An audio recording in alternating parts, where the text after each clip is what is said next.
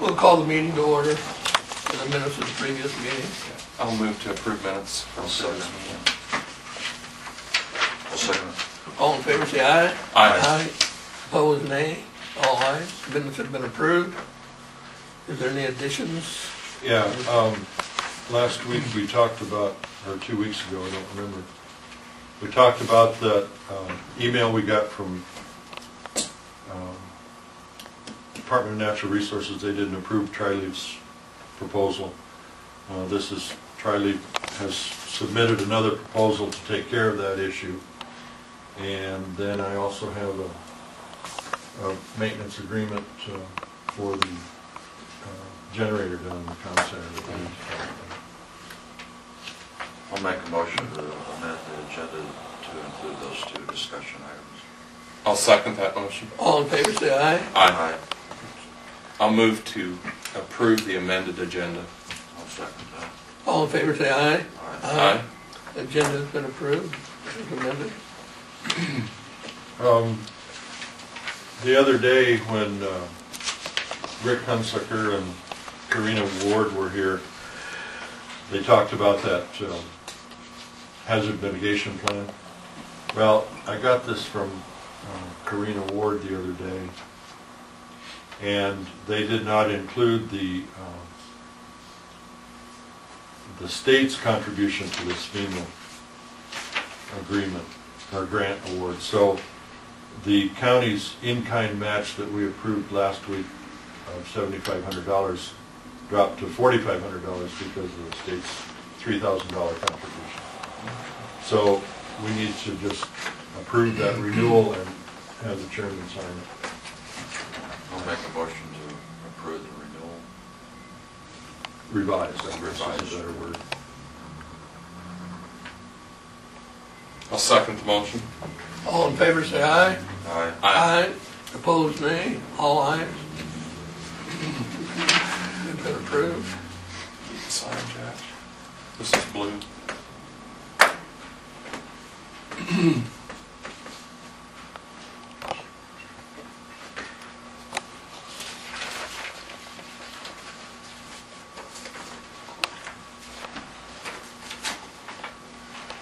I got this proposal from Tri-Leaf for a revised site monitoring report.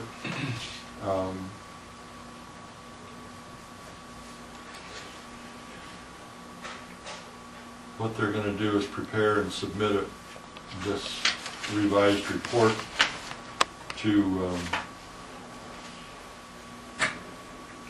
the Department of Natural Resources. And the Department of Natural Resources is requiring a ground sample from the 1993 sample location designated as BH15. And this is Tri-Leaf's proposal to that modification on that report. You indicated that he was having a conversation with them, and this is the direction they gave him to get it cleaned up. For an additional $500.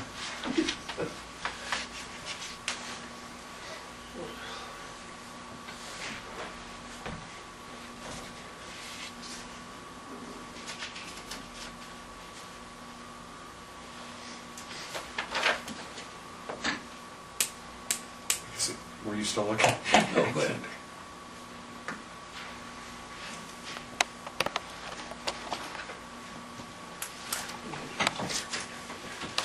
This will be paid for from the gas fund again as well. Yeah. I'll move to approve the proposal for the revised site monitoring report. I'll second that. All in favor say aye. Aye. Opposed, nay. All ayes. Motion carried. And if they approve this, then we should eventually should get the no action. It should answer the questions that the DNR had concerning the that issue that they were concerned about. There's been discussion recently about that cleanup fund No? and whether they're gonna continue it or not. Have you seen anything I about haven't heard that? anything about that. And I'm glad we're coming to the end of this deal. Hopefully there won't be. Yeah. The Wednesday before Thanksgiving, the custodians brought to my attention the generator wasn't starting, and they discovered that the water in that cooling system on that motor has to be a certain temperature before it'll start, and the heater core went out of that cooling system, so it wasn't warming the water. Make a long story short, we got a guy out of a company out of Des Moines to send their Sioux City men over to fix it on that Wednesday before, so we got it going and it's up and running. And this company proposed a maintenance agreement on that generator. We've never had any kind of a maintenance on that. I think Chuck Bettine did some of the maintenance on it before, but he's retired and gone. And so this company is proposing a maintenance agreement for $490 a year, and they come out and do all of the stuff that's checked off on the. Yeah, It's looks like a pretty thorough.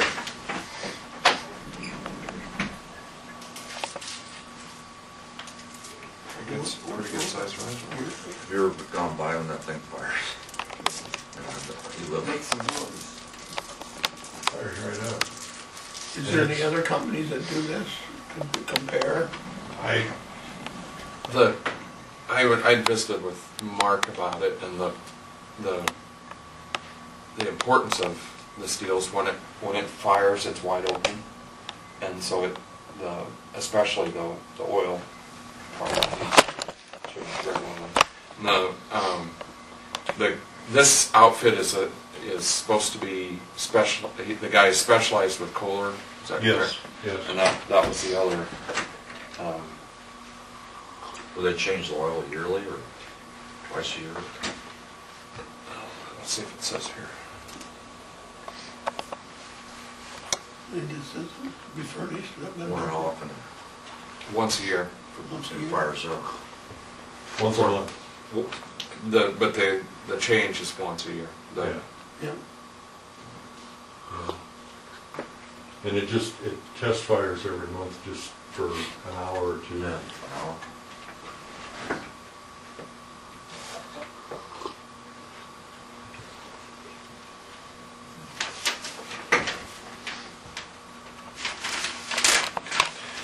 Looks like it's a pretty thorough.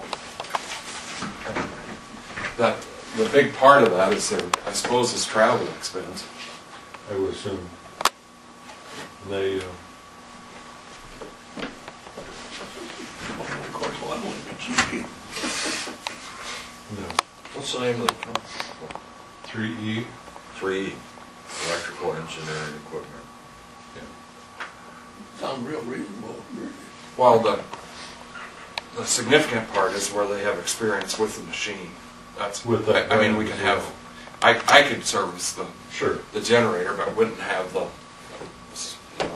experience of What about, the expertise of that particular unit. Mm-hmm. does that help us get, if we do have problems, that we have somebody to call and come fix it? Yeah. Is that part of the Yep. understanding? Yep. And they also, with service and expertise of service, they pretty much can take care of the whole unit then, the way it looks. That was part of the discussion. Supervisor's office for tech speaking. Hi, Ron.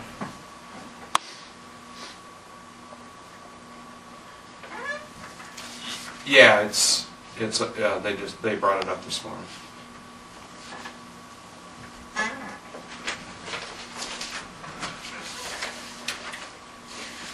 Can we go ahead and put you on speakerphone? Hold. Push hold. Now here's the question.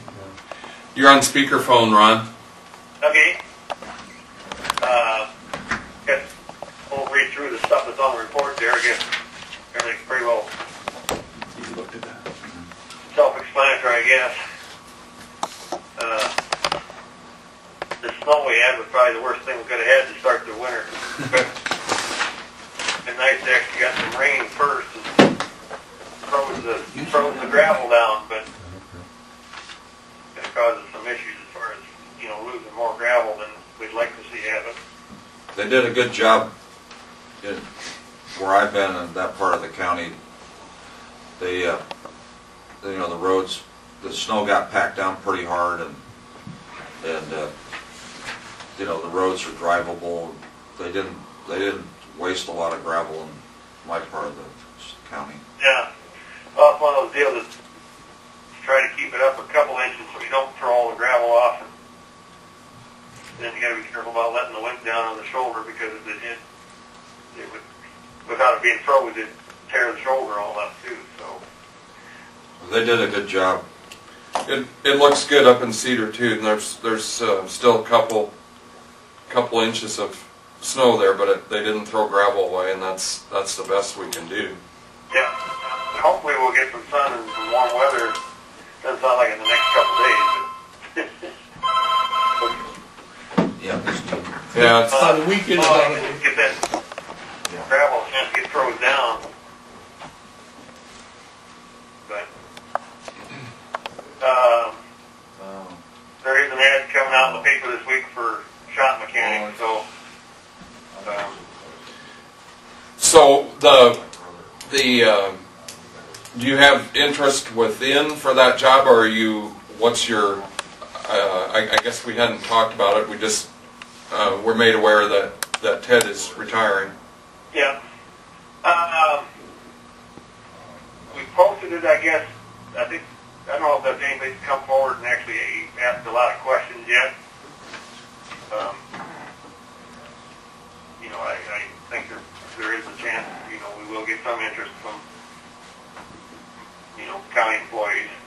So with that said, what are you asking for experience or expertise? What are they expected to do? So, if I remember, the ad basically says, looking for somebody with 3 years of heavy equipment or truck mechanical experience, along with the ability to diagnose and troubleshoot malfunctions in hydraulic, electrical, powertrain systems. So that was fairly open, but yet, wanting somebody that's, got some experience, especially in troubleshooting, to me is going to be something that we need to have somebody that's, good at doing that. So, Well, with all the electronics, that's going to be kind of going to be a hard find, because yeah. I mean, we need somebody that's able to, appraise what the situation is, and, if it's something that we can, work on internally, then that's what we do. But if it's something, bigger than we can handle, or like a complicated electronic something, then play a spot. They have to be able to make that call when to keep it internally and when to send it to some, specialized shop. So anyway, but yeah, probably at the board meeting next week, I'll have to have a discussion as far as what we might be looking at. he's talking about Ted's replacement. Salary range wise. be a little higher than usual, won't it? We're looking for somebody To specialized. me, it's going to depend on somebody on what kind of experience they're bringing. Right. And then we need to, I guess I'm not exactly sure what we're paying right now, and we'll have to talk about all those things. Right. Do we have any union problems with that? I don't believe so. I mean, that was a position that was 2002, they created that shop foreman position, and it's outside the union. I think there was some concern at that time about it. Anyway, technically, we actually still in the union contract got a mechanic's position that, you know, when Ted moved from mechanic to shop foreman, was never filled. So really, we could use either one? Well, depending upon I guess we're going to hire a shop foreman, and then, you know, we've been basically getting along without a mechanic. You know, again, that was never filled in 2000 when Ted moved over. But, you know, Ted, of course, continued to do, you know, as much of the mechanical work as he could. Mm-hmm. Well, that change must have been made in advance of 2001, because I don't recall the... Right, I think when I pulled the information out of the file, I think it was in like February or March 2000.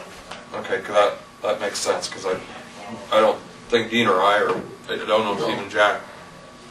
Yeah, yeah. So, anyway, well, we've revamped the job description a little bit, and in fact, I got it with me. I need to review that tonight and get back to Kim if there's anything else we want to tweak on it. But well, we need to be included in that discussion as far as what we want for the job description. you want me to have her email it to you, mean, or? Well, I guess I want to be involved in or at least discuss what we feel is appropriate for the position. Okay. Well, we've got a draft when we put together. A lot of times we'll hand out with the application just so people got a little bit of idea what the position includes. And Mike and I spent some time in the last couple of days reviewing stuff that we collected from other counties and trying to tailor it to what our needs are here in Sac. So I can either email it to you. Why don't you just email it to the auditor and we'll print it, and then we at least can have a look at it. Okay. If I won't be around a computer to do that till later tonight or tomorrow. That's fine. I'll get it to you before the end of the week. That'll be fine. Thank you. Okay. Anyway, anything else?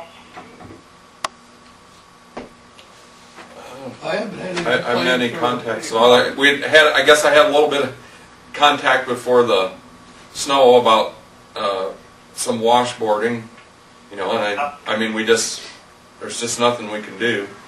No. And There's where rain would have helped us. Would have been better than the snow. It could have given us. Hopefully, we'll get some warm weather again and be able to try to blaze some of them out. Because even with the snow, you can still feel them underneath there. They're still just making it that much worse, I think. Yeah. So, like I said, this snow that we got was probably the worst thing we could have had to start the season with, but the roads in the condition they were. Did you? I had someone ask me recently about the degree of dip in the N28 intersection. When we were at that meeting with DOT, that guy he told you and I that he was going to check that out. Did you ever hear from him?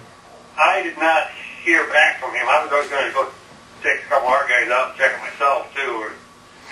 I looked at it, but I was just over it yesterday again after, and it appears to me that it's way more than what they're saying it's supposed to be.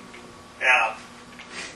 I tried to compare it to the one over there by Rockwell City, and of course, just driving by it's hard. I mean, it looks similar, but without getting the instrument out, taking some shot, or getting a level on it, it's hard to tell. We should do that.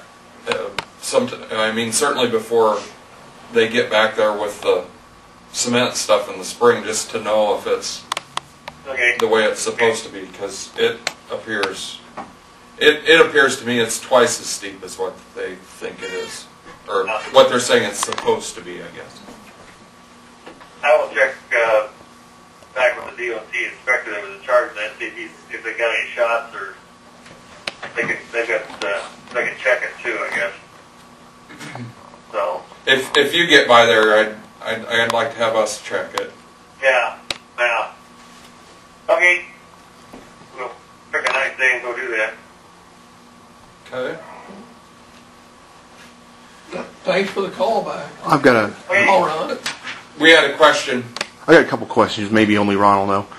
What's the last name of the guy retiring? Or Ted Schulte. Ted Schulte? What position does he have? He's been shop foreman for a number of years. And when you hire, you're going to be replacing his shop foreman, or does he think he's going to promote someone? And Well, I asked that question, and they've Okay. posted it. I'm sorry, I didn't catch that. Oh, that's all right. It's been posted there, and it's also advertised. If you hire someone else, does it have to be at the same rate that he makes now? It doesn't have to be. Okay. There will It can be be based on discussion about what salary ought to be, plus what experience they bring to the job. Do you guys know what he makes right now? I also I'm not certain of that figure. We can find out what it is. All right. And he is being shop foreman. There's some administrative need there, and so he's not been part of the union since about 2000. Thank you. I think he's making like $20.90. I'd have to double check on that. But Yeah, and when we have, well, every year, when we've had salary discussion or changes, but I don't recall exactly what it is. yeah. And Ted's been with us a long time, and we'll miss him. How many years has he worked? Probably, at least 30, Ron? It was 40 and Oh, wow. this fall sometime. He started in the fall of 71. Okay, I knew it was a long time, but I didn't realize it was that long. I don't remember what date it was, but Wow. it was like September maybe Okay. of 71. So yeah, he's been with us over 40 years. And we'll probably have we'll have some kind of a retirement party for him. Yeah, I would hope so. So we'll keep you informed on that. Okay. Looking right now, we're tentatively looking at possibly end of the 16th. Oh, Maybe 2 weeks from today. okay. Well, just be sure you Right? let us. That is right. That is 16th on a right. Friday. Yeah, it's a Friday. 16th is a Friday. Yeah, that's not. It must be 13th. That's a A Tuesday. week from today. That'd be a week from today. Yeah. Nah, that don't sound right either. I think take that back. I think it must be the 20th. Okay. Well, you let us know. Yeah, we're still planning on that, and I don't have a calendar in front of me, but it was going to be enough time that we had to get an announcement into the paper by Friday. So yeah, it'd come out next week, but then we were looking at the 20th. Yeah, that was the date we were looking at. So That's I guess since we've been paying attention, isn't that kind of the longest person that we've had in a long time? Number of years? It's definitely one of the longer ones. I mean, Don was up there, and what was he? Yeah, Donnie might have been 41. Was he? He had a lot of years too. Okay. Steve Hansen might be the next one. Yeah, that'd be my guess. Hmm. So, A lot of years. yeah. Anyway, I'm headed for the engineers conference, so we'll check in with you later. All right. Thanks, Ron. Thanks for the call. Bye.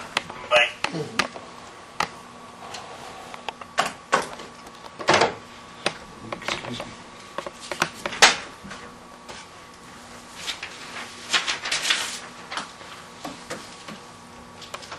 So is there a motion to approve this maintenance agreement? I will move to approve the maintenance agreement. I'll second that. All in favor, say aye. Aye. Aye. Opposed, nay. All ayes. Agreed on the maintenance agreement on the generator.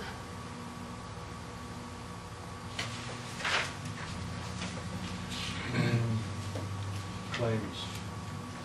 I'll make a motion to approve claims. I'll second that motion. All in favor, say aye. Aye. Opposed, nay.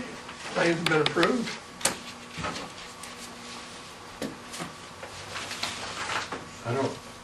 I didn't get any drainage claims, but there's, this thing from Renee gave it to me about a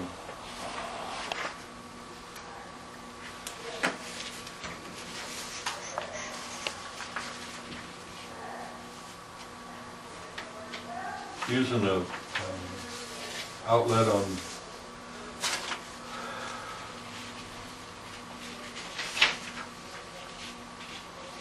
joint DD 19 and 26.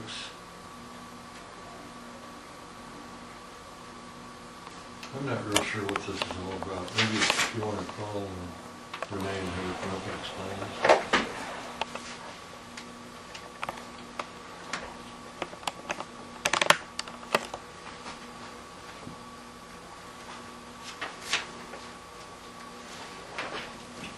You come to the. Joe, would you have Renee come up That for? vote? When? Okay, Oh, thank next you. week. She's on the phone with Brian Bloom. Okay. She'll send her up. Jack, I've got council, is that Wednesday night? Next, Wait a minute, I'm looking up right now. I think we've got a conservation board meeting that night. Yeah, Wednesday night, we go to vote. We've got a conservation board meeting. So, Okay. That evidently is taken a head count.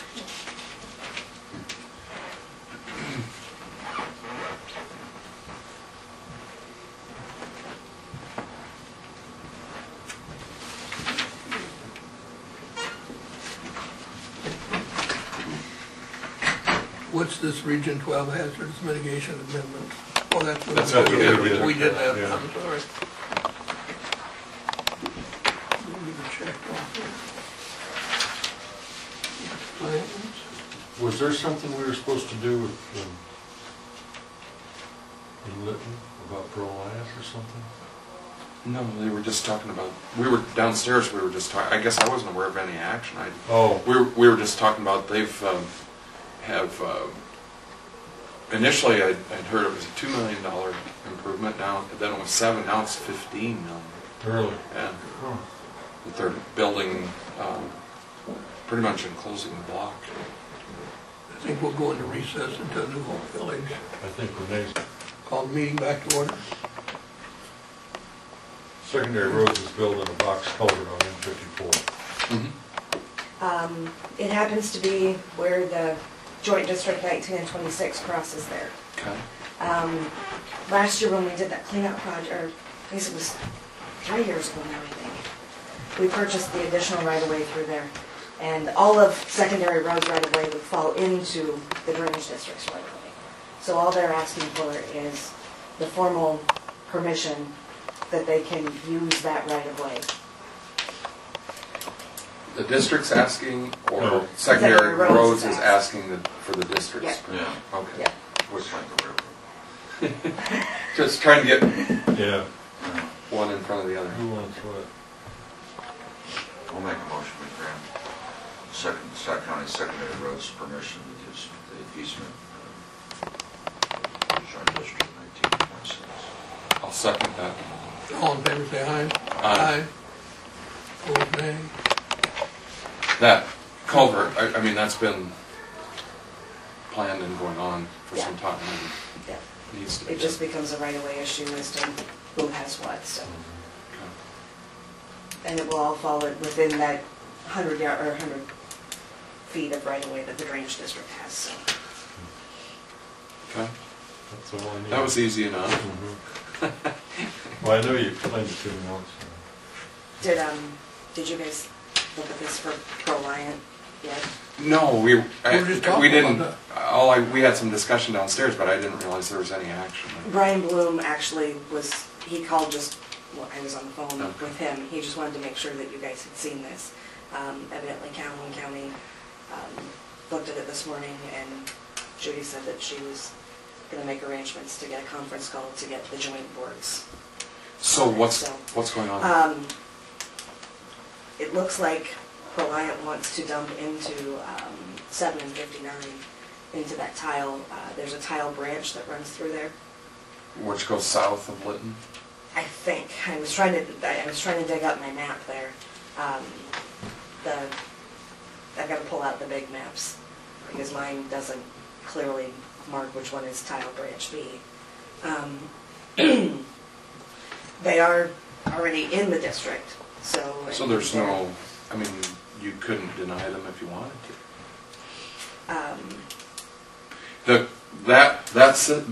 There's a branch. The one that we've dug up and looked at is just north of Lytton, and this branch crosses Highway 20, gets down towards Camp Creek, and then it joins that before it gets to Camp Creek. I know where it is. But this is plant water, it's not storm water or No, drain. this is, what do they call it? Non-contact cooling water. Well, So it comes from the plant, it doesn't come from storm drain or, that's, Well, that is that's another why- matter. Yeah, that's why they're asking. we might want to, we might want to research this a little more.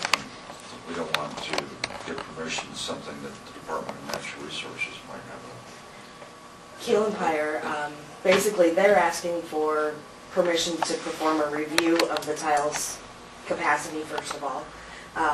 And then it also states in here the water being discharged will meet the state standards for direct discharging the state stream. So that has to be. If I was trying to visualize where those come together, the north part of that is just absolutely inadequate, and this joins before it gets to Camp Creek to the outlet. I'm not sure how far it is from the main tile, but it instead of going into This is the Camp one that Creek, goes by Ron's house. can you find? through Haberstrose, north of Wilton. It would be. Where is it? I think it's down here. Oh, branch B. Yeah. There we go. See, this is what I was telling you. Here's before it hits the outlet. It comes into this main one, this 30-inch tile. Although I thought it was further south than that. See it, Dean? How big Well, line that's is south of Highway 20 then. Yeah, but I thought it was actually further south. Here's Camp Creek, Oh, that's the top. and see this north one comes all the way around, I was crosses thinking of the 20. north one. Well, it comes into that one. And that dumps down by Right, Hall's hog house. houses. Here's- Yeah. This doesn't cut off the bottom of it. It's not, the map isn't as big, but this Well, I is the think, main you tile know, that goes through here. So here's that Keel branch and B. Pyre will determine whether we can legally allow that to happen because, Well, they'll I mean, determine they're not trying to, Keel and Pyre is basically just asking for permission to perform a review of the tile system. It says once we've completed this task, we'll submit to the joint board our recommendations whether to approve this commercial discharge. I think we need that So, regarding. I think, because I think, I would contact the Department of Natural Resources to make sure. I mean, that's the last thing we want to do is get the district in trouble over unlawful or unauthorized So are they, use. is Calhoun County trying to call us now or? No, I mean, if there's a stormwater, if there's an Ryan abandoned didn't say, he plant, just said Judy was going to contact you Maybe guys. call so. Judy. something happens and gets in that and compromises the whole, that'd be bad. The other thing is, that I'm somewhat concerned about is capacity. I mean, we certainly want to help them do their expansion. I mean, that's huge. And, But that main tile is already. it is, and that's the bad part of it. And I guess, yeah. The other consideration is we have no idea what volume that might be. Is it significant or not? Engineering firm working for Proline is estimating an approximate rate of discharge to be 28 gallons per minute or 0.06 cubic feet per second. Which is not very much. Cooling water is to be delivered to an existing. Our well will pump 12 gallons a minute through a garden hose. So the volume part of it's not very big, but the contaminant part might be. Well, the other thing is, if it happened when the system's overloaded, instead of the water just moving along, Well, I mean, that should be a concern of them as well. Is that outlet capable? But if those numbers are, you said 28 gallon a minute, right? Their Proline's letter to that was included. Did I? But make copies? our measured well output on 300-foot well is 12 gallon a minute through a garden hose. It says 28 gallons per minute or 40,000 gallons per day. Does that work out?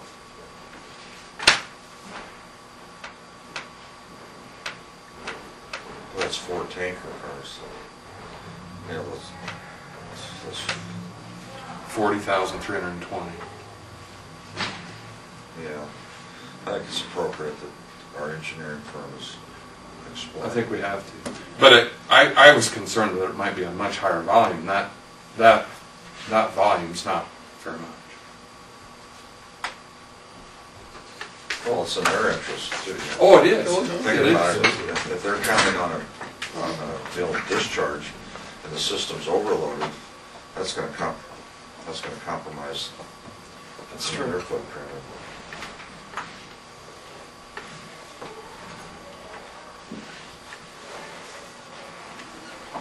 That would be, and I was just trying to convert that in my head when we were first talking about it.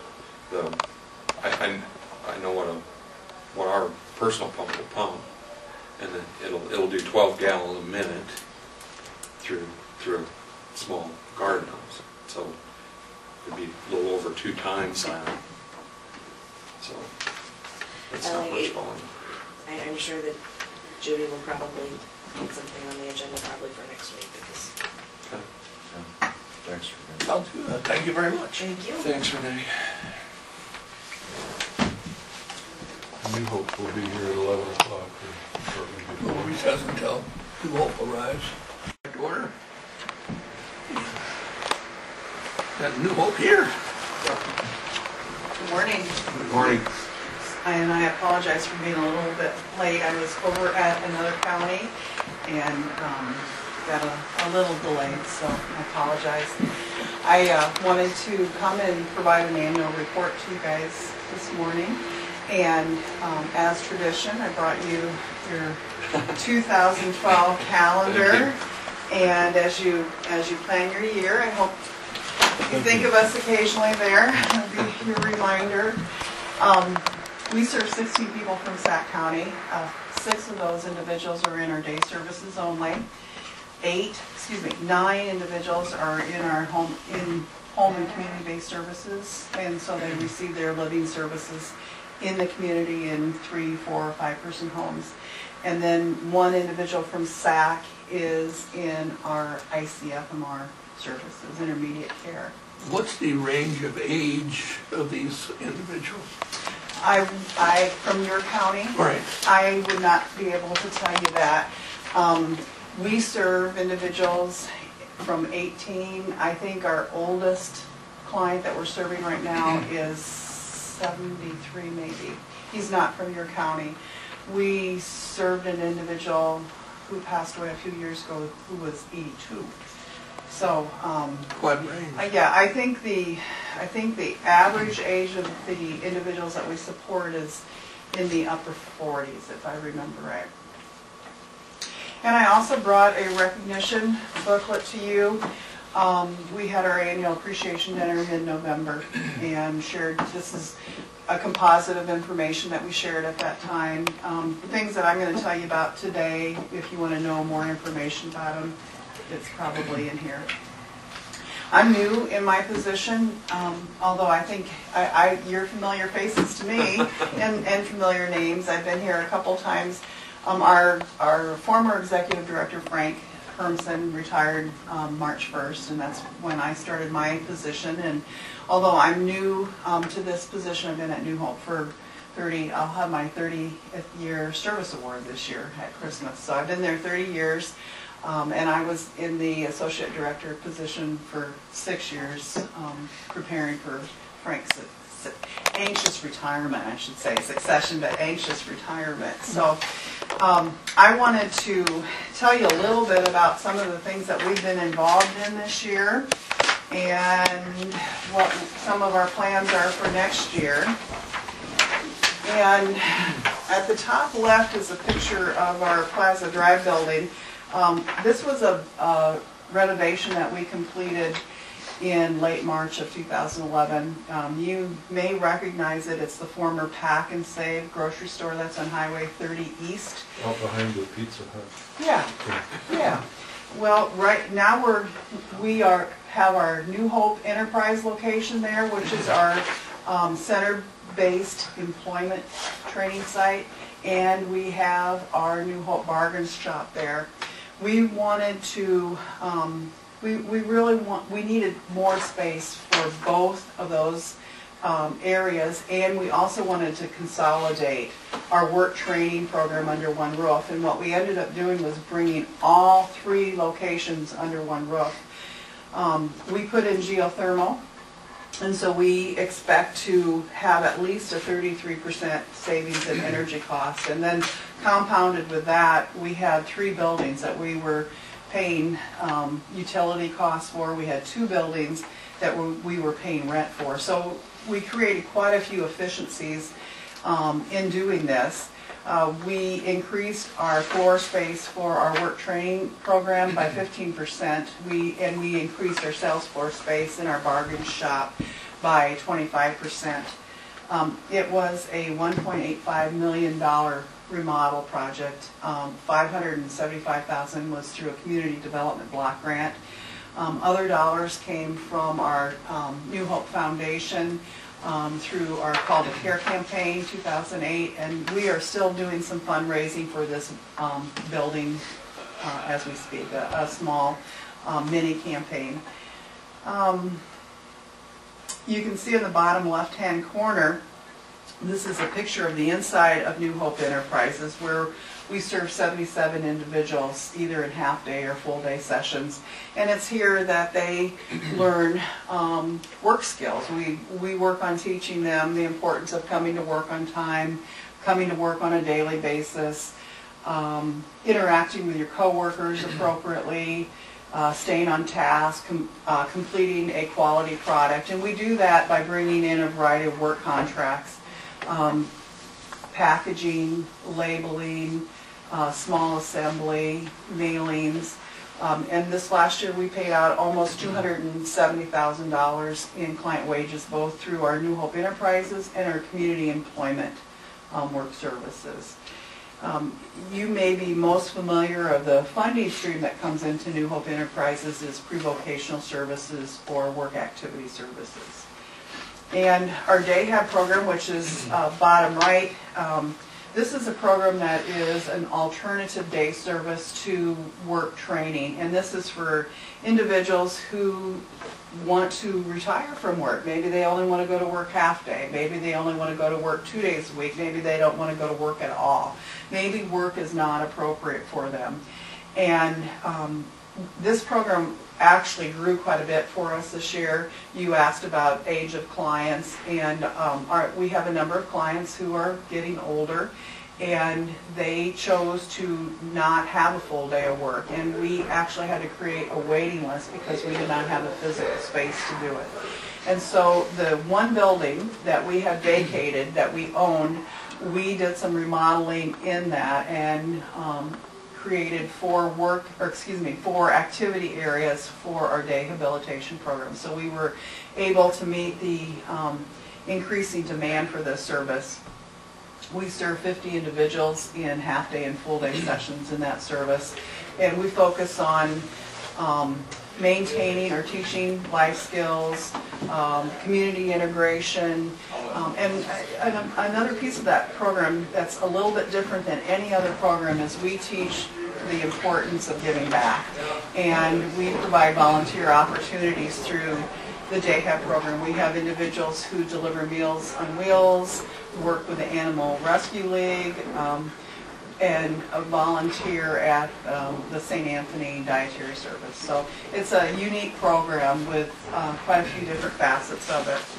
On the back side, the top row are 2 projects we also completed in 2011, and both of them were made possible again through our Call to Care campaign. That took place in 2008, and we're continuing to be able to have those dollars available to do what we told our donors we were going to do.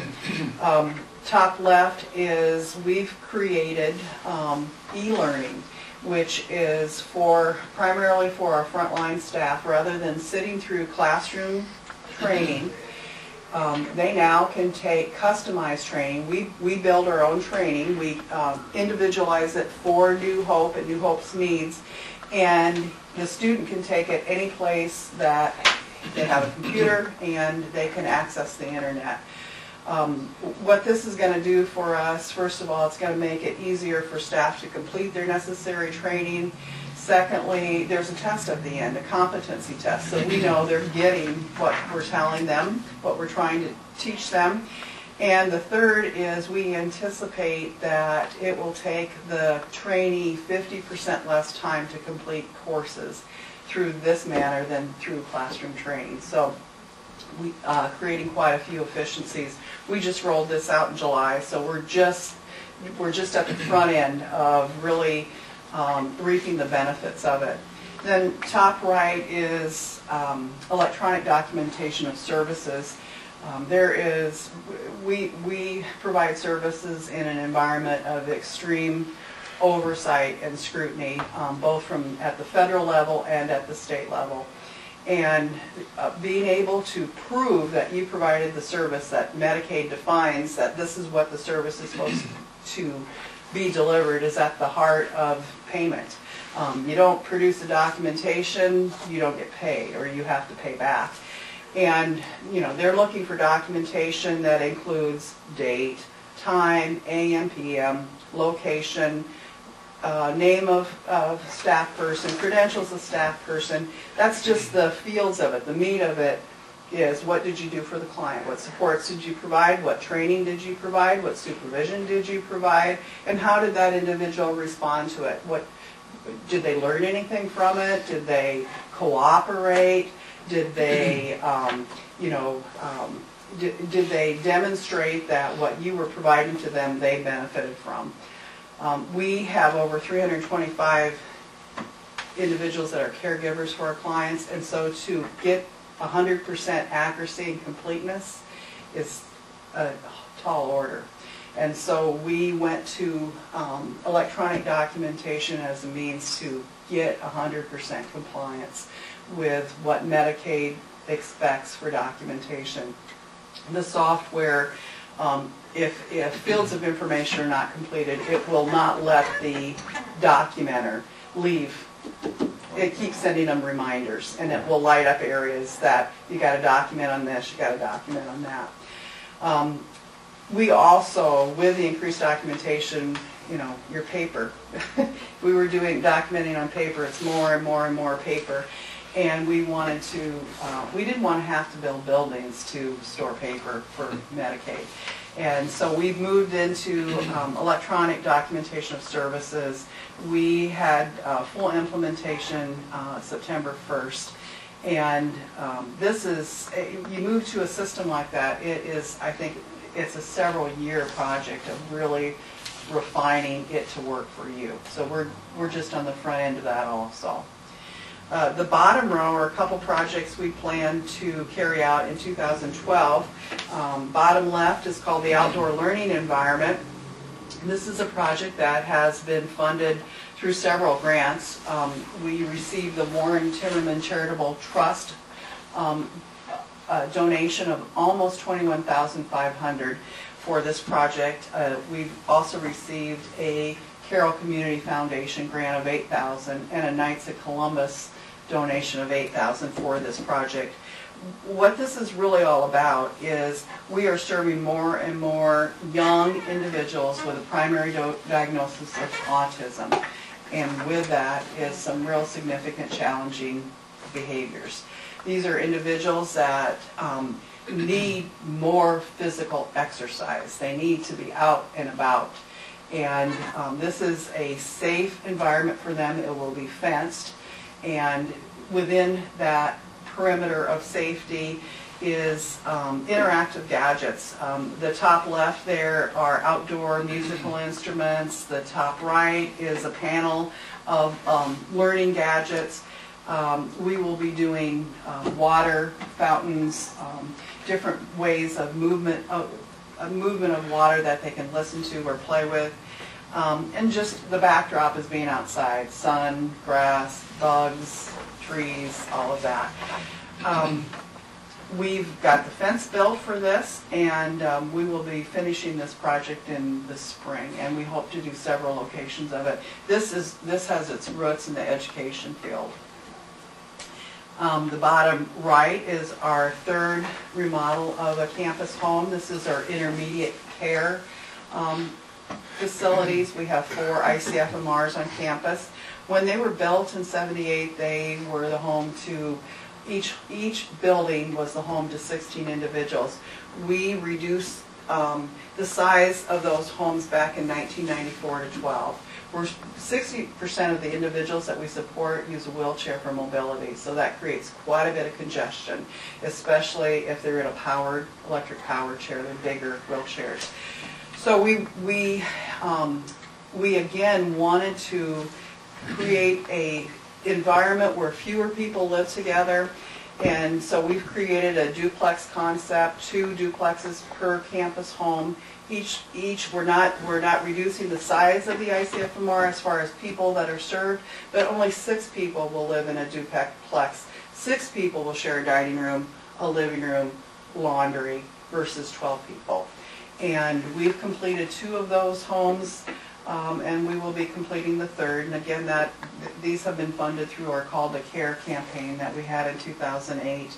Our buildings will be 35 years old. These buildings will be 35 years old next year. And so we had updating that we had to do. We had window replacement, door frame replacement, and all the things that you need to do after you've occupied for 35 years. And so we're taking advantage of the need to do that, modernizing it, and creating an environment that I think you and I would prefer to live in also.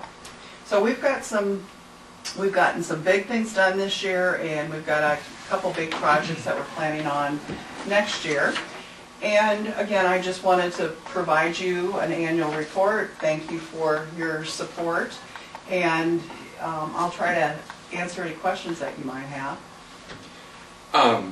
What's your feeling, or what are you seeing with this redesign stuff? I mean, what kind of information are you getting, and what are your concerns?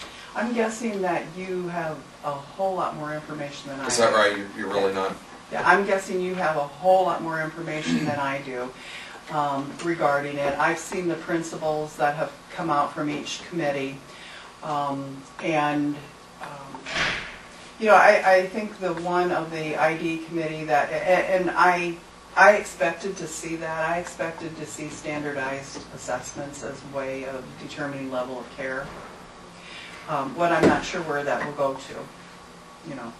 I'm not sure if that will go to determining rate reimbursement also, and how boxed in, how categorized it will make services, and the ability to meet individual needs. I think, you know, with what I've seen, it's really hard to say where that's going to go until it goes through the legislature and you actually see law written. Okay. There, when you came in, we were talking a little bit about it, and we sat in a couple weeks ago on a presentation by the MHDD director to supervisors and CPCs, but just didn't have details. Mm-hmm. I mean,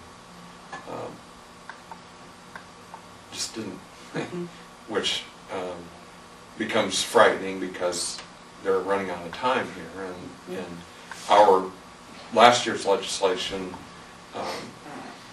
put an end to our ability to levy, and that's a huge concern. I think there were a lot more details that should have been determined before they stopped the funding part, at least from the local level here. When I came in, I heard, what I gathered was your discussion over regionalization and access. Right. And that's, you know, those are questions I have also. How will that work? How will people truly easily access it when they have difficulty with transportation in the first place? Absolutely. And that's I mean, I've voiced that for years, and we've had with the transformation of a little bit more regionalization of DDHS offices. Right now, for Sac County to be served, our folks need to call to Carroll, and then they set up an appointment that they're met here in Sac a couple days a week. But in the mental health field, my thoughts have always been that the access thing is huge, just because you quite often don't have a number of days. I mean, right now they have access immediately, and so that bothers me a great deal. And then over time, especially through the case management part of it, we have been quite a little more efficient rate-wise and dollar-wise. So there's an accessibility question, there's a funding service pool dollar question, and then with some of this latest discussion, the proposal of regionalization of a CPC, personally I just see that as another layer, because we're still going to need local access points, which to me means that you're still going to need to have an office in each county, probably, because they don't have transport and they can't wait 5 days to get some help. So I've really got huge concern about what's going on, and the ability to really see and define what the details are is just not happening so far. So we'll see. Yeah, I think that's where most are at, is a wait and see how will this turn out. And my thing has always been that when you have a service pool of dollars which is stretched to the max, you can't afford to do another layer or more administration when you don't have enough service pool dollars in the first place. I mean, it's a bad choice. Some key principles that we are advocating for in our service industry are accessibility. Based, you know, you just described the issues that we have the same concern of, that all Iowans will have easy access to having their needs met, that there will be uniformity in core services. There will be also uniformity in cost reporting and uniformity in rate reimbursement systems. We're also advocating for prospective prospective rate setting versus retrospective rate setting, and then accountability, that within the systems that are being built, that there be accountability, that there be appropriate appeal and grievance systems at every level. The core, and there have been these work groups for years, and the core services, of course, has been one. And when you look at, for us, it's hard to say that a one plan fits all type deal, because the urban places quite often have some different needs than what we might have here in rural Iowa. And I know over time there's been a lot of discussion about the 99 different plans, and that just really Yeah, that was interesting. it's not what you accurate. said. So, but there are so many different facets and so many different areas, and to try and get consensus is tough. Yeah, there's a couple of really important areas to be watching right now. Mental health redesign, federal deficit, and how that will impact Medicaid. Sure. And those are, the federal government has to get their house in order as well. And There's kind of a misconception a lot of times that they think if you make something bigger, it's going to be more efficient. And if you're not careful, it becomes less efficient. You know, like urban people think that you reorganize school districts, and you're going to save all this money and kids are going to move farther in your class. It doesn't work out that way. There's, reorganization doesn't necessarily save money, and at the same time this is all going on, there's inflation. Because, from the school standpoint, we worked for years to combine two schools. By the time we finally got it done and go through one or two budgets, and the savings have disappeared, and the incentive dollars are gone, and it's just the transportation issue is a problem now. Talking to John Winkleman, like Region 12, there's never enough buses and enough money for fuel and buses. So it's going to be in the backdrop of deficit reduction when your major funding comes from. It's going to be tough. On your pictures here, this picture of expanded floor space. Is this the same space down there after Yes. you utilized it? Yep. I was wondering what you're going to use all that space Yep. for. Yep, that is Then that look area. down here, it looks like the space was being utilized for. Got it full. We also, within that space, were able to create a break room, which our clients haven't had before. They ate lunch at their work table. So they, where they came for the day, they stayed for the day. And now they have a break room. We're able to do that, where they can go eat lunch and sit with their group of friends. And This is something new in Carroll. It kind of, some of the same things families can take to Goodwill can come to here. to a New Hope store, yeah. Yeah, because like my dad, we're taking a lot of his clothing and stuff there today or tomorrow. Wonderful. Well, Goodwills, we're always going to have those, and they're really needed, but this is something with more local control, and you can really affect something locally. Yeah. So it's Our bargain shop has been in Carroll before New Hope ever even started. It was really, we were started by families, is how New Hope got started, and they realized they had to do fundraising, and so there were stores before there was really ever New Hope. So we've had our store for 35 years, and we have a store in Coon Rapids, and in Manning, and Perry, and Carroll. And Carroll, by far, is our largest store.